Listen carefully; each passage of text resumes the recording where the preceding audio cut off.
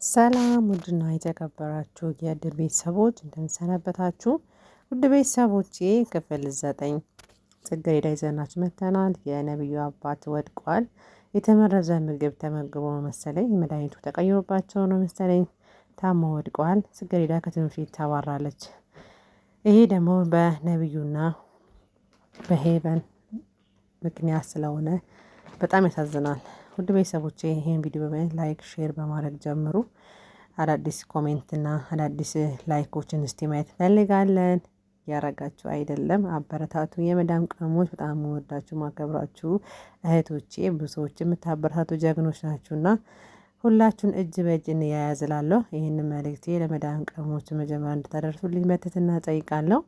እና ውድ ቤተሰቦቼ የጽጌረዳ እናት በጣም ውስጧ ባትፈልገውም ግን የማይሆን ወሬ እየሰማች እንደሆነ ሰሞኑን እየሰማን ነውና የጽጌረዳ እናት ደግሞ ምስኪንህ ልጇ ተምራ ስኬታማ እንድትሆን እኔ በአሁኗ እንድትቀጭ አትፈልግም። ነገር ግን አሰሪዋ ግን እየጀነጀነቻት ነው። የማይሆን ሰው ስልክ እያስነሱ የማይሆን ነገር ፍቅረኛ እንዳላትም አሳውቆባታልና ጽጌረዳን እናትየዋ ምግብ እየበሉ ክችን ውስጥ ቁጭ ብሎ ምንድነው ግን እያለ ምን ሆነሽ ነው እናቴ ስትላይ ስራሽ ሁሉ እየተመቸኝ አይደለም ብላ በጣም ጽጌረዳን እናትየዋ ተናግራ የማታውቀው ንግግር እየተናገረቻት ነው።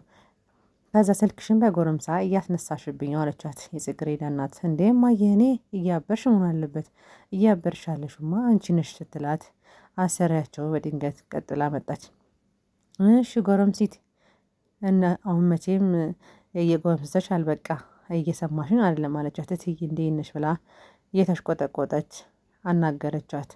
አይ በቃ እናትሽ የምትልሽን ነገር መስማት ያለ እየሰማሽ አይደለም ሰሞኑን ብላ በጣም ከፍ ዝቅ እያደረገቻት ነው። ምክንያቱም እሷ የምትፈልገው የማይሆን ሰው እንድታገባ ስለሆነ እናትየዋን ለማሳመን ድክ ድክ እያለች ነው።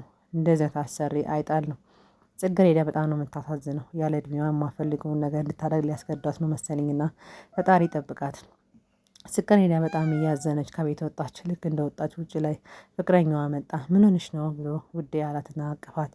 በቃ ሁሉ ነገር እያስጠላኝ ነው። እኔ እንደኔ በጣም ነው የምወድሽ ከልብ ነው የምፈልግ የምወድሽ ብሎ እቅፍ አድርጎ በትህትና እሷ እንድትረጋጋ አረገ። የሆነ ቦታ ልትሄድ ብሎ የሆነ ቦታ አብሮ ሄዱ። አብሮ ቁጭ ብሎ አወሩ። ምን ሆነሽ ነው አላት። እኔ እንጃ የሆነ ነገር እኔ ላይ እየተደረገብኝ እኮ ብላ ነገረችው። ምንድነው የተደረገ? ስልኬን እያነሱ ነው። በቅርብሽ ያለ ሰው ይሆናላ ይሄን የሚያደርግ። በፊትማ እኔና እናቴ የምንኖረው እኮ የሰው ቤት ውስጥ ነው የምንኖረው። እዛ እናቴ እየሰራች እዛ ነው የምትኖረው ብላ ነገረችው። እዛ ቤት ውስጥ ደግሞ ከልጅነት ጀምሮ የማንዋደድ እሷም በጣም ኃይለኛ ነችና ምንም ነገር እንኳን ባጠፋ በጣም ነው የምትቆጣኝ። የአሰሪ ልጅ ሄቨን የምትባል ልጅ አለች አለቻት። አሁን ግን እሷ ትታለች ብላ ነገረችው። አሃ የቅርብሽ ሰው ነው ይሄን ሁሉ ነገር የሚያደርገው የሚያቅሽ የቅርብሽ ሰው ነው ብሎ አረጋጋት። አጣራዋለሁ እደርስበታለሁ ብላው በቃ አሁንማ ወደ ስራዬ ልሄድ። እንዴ የምን ስራ ነው? ጽዳት እኮ ጀምሬያለሁ ከትምህርቴ ጎን ጎን። ምክንያቱም የእናቴ የምሰራው ደሞዝ እየበቃኝ ስለሆነ ትምህርቴ ክፍያለች። እሺ በቃ ሂጂ አላትና እሷም ወደ ስራዋ ተመለሰች። ስራዋን ልክ እንደገባች ስራዋ ደርሳ ወዲያውኑ ወደ ትምህርት ቤት ገባች። ትምህርት ቤት ስትገባ ትናንትና ሄቨን የእሷን ወረቀት ሰርቃ ቀይራባት ነበር። ምክንያቱም ጽጌረዳ በጣም ጎበዝ ተማሪ ስለሆነች የእሷን ወረቀት ቀየረው። የማይሆን ወረቀት እሷ ውጤቷን ዝቅ የሚያደርግ ወረቀት ሰጡ። እሷ ደግሞ ውጤቷን እዛ ስታየው በጣም ከፍቷት ነበር። በር ላይ ቁጭ ላይ እያለቀሰች መኮንን መጣና ምን ሆነሽ ነው? ምን ናት አላት። አይ ምንም አልሆንኩም ውጤቴ እኮ ተበላሸብኝ። እኔ የሰጠሁት በካኪ ወረቀት ነበር። አሁን ግን እዚህ ያለው እኮ ዝም ብሎ ነው። ምንድነው? ምን ነው? የሆነ ነገር ውጤትማ ተቀይሮብኛል ብላ በጣም አዘነች። አይዞሽ እንዴ ይስተካከል አንቺ እኮ ጎበዝ ተማሪ ነሽ ብሎ መኮንን እሷን አበረታታት። እንደምንም ብሎ እሷን አጽናንቷት እቺ ደግሞ ከነብዩ ጋር እቺ አውሬ የሆነች ሄቨን መጣችና ነብዩን ወረቀቱን ሰጠችው። አይ ይሄ ውጤት እኮ በቃ ቀር አንተ ጋር ሆነ ማለት እሷ በቃ ከዚህ ትምህርት ቤት ትባረራለች አለ። ነብዩን በጣም ደስ አለው። ክፉ ሴራቸው ሊሳካ እንደሆነ ፊታቸው ላይ ፈገግ አለ። ይሄን ያህል ሰው ምንድነው ለክፋት እንደዚህ መሽቀጥቀጥ? በጣም ነው የሚያናድ። ነብዩና ሄቨን የሚያደርጉት ስራ ግን በጣም ነው የሚያናድደው። ከዛ አሁን ደግሞ ነገ ፈተና ስላለባት ስለ ፈተናዋ ሴራ እሷ እንድትወድቅ ብዙ ሴራዎችን ለማቀድ ጀመሩ። ነገ ደግሞ አይዲዋን እሰርቃለሁ አለች ሄቨን።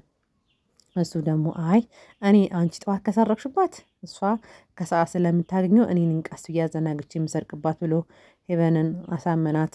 በቃ እሷ ምንም ነገር ያው አላወቀችም። ቦርሳ ውስጥ ወርጋ ቀጥታ ወደ ነነብዩ ቤት ሄደች።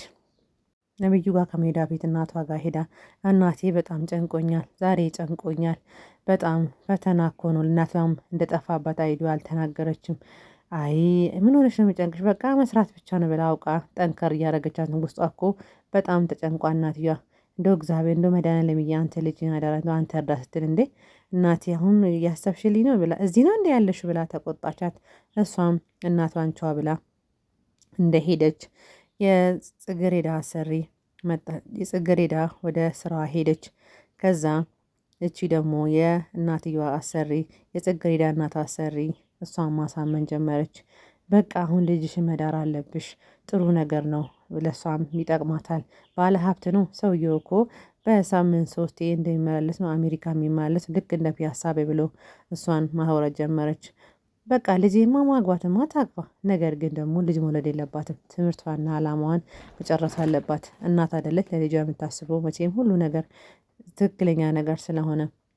ኧረ ብትወልድስ ምን ችግር አለው እንዴ? ብትወልድም እኮ ከባለ ሀብት ነው።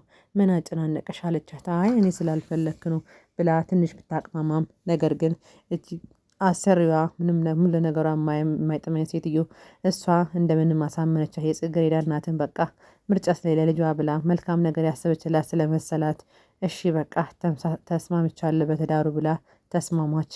እሷ እንደተስማማች በቃ ጽጌረዳ ደግሞ ለአሰሪዋ ምግቡን እያቀረበችለት ነበር። ምግቡን አቅርባ እሳቸው ምግቡን እየበሉ ግን ጥሩ አልነበሩም። የነብዩ አባት ታመዋል። ከዛ ምግቡን ልክ 2 ጉርሻ 1 ጉርሻ እንደጎረሱ ውሃ ስቀዳላቸው እንዴ ምን ሆነ ነው አባባ ምን ሆነ ጋሼ ምን ሆነ ስትለው ጊዜ እኔ ምንም አይደለም ልጄ ደህና ነኝ አለ። በቃ ገብቼ እረፍት ላርግ አለና ያን ጊዜ እሷ ልክ እያወራች እያለ ይሄ ሰይጣንና አስመሳይ ነብዩ የእሷን አይዲ ቀስዶ ሰረቀባት። እሷ ግን ጉድ ጉድ እያለችና ስራዋን እየሰራች ነበር። ምንም ሀሳብም አላማም አልነበራትም። የእሷን አይዲ ሰርቆባት እሱ ወጣ። እሷ ደግሞ በቃ ስራዋን ቻው በቃ አባባ ብላ ጨርሳ ጋሼ ቻው ብላ ወደ ትምህርት ቤት ስትሄድ በር ላይ ልክ እንደርስ ቦርሳዋ ውስጥ ስትገባ አይዲዋን ስትፈልገው አላገኘችም።